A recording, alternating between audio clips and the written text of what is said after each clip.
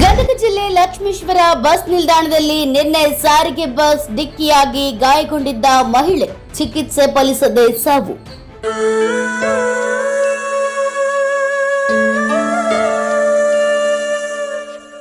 ಹಾವೇರಿ ಜಿಲ್ಲೆ ಸವಣೂರು ತಾಲೂಕಿನ ಕಡಕುಳ ಗ್ರಾಮದ ಚನ್ನಮ್ಮ ಅಡಪದೆಂಬ 48 ವರ್ಷದ ಮಹಿಳೆ ಸಾವನ್ನಪ್ಪಿದ್ದಾರೆ.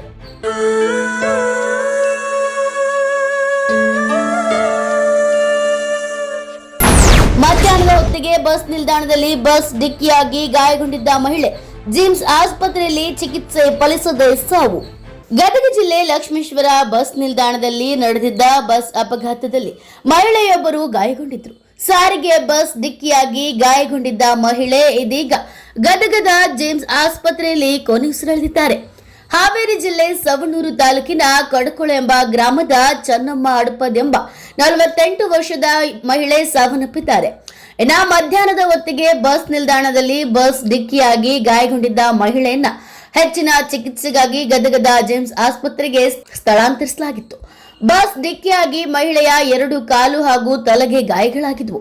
ಗಾಯಾಳು ಮಹಿಳೆಗೆ ಸ್ಥಳೀಯವಾಗಿ ಪ್ರಾಥಮಿಕ ಚಿಕಿತ್ಸೆಯನ್ನ ನೀಡಿ ಜಿಮ್ಸ್ ಆಸ್ಪತ್ರೆಗೆ ಕಳಿಸಲಾಗಿತ್ತು. ಇದೀಗ ಚಿಕಿತ್ಸೆ ಫಲಿಸದೆ ಆಸ್ಪತ್ರೆಯಲ್ಲಿ ಮೃತಪಟ್ಟ ಬಗ್ಗೆ ಮಾಹಿತಿ ಲಭ್ಯವಾಗಿದೆ.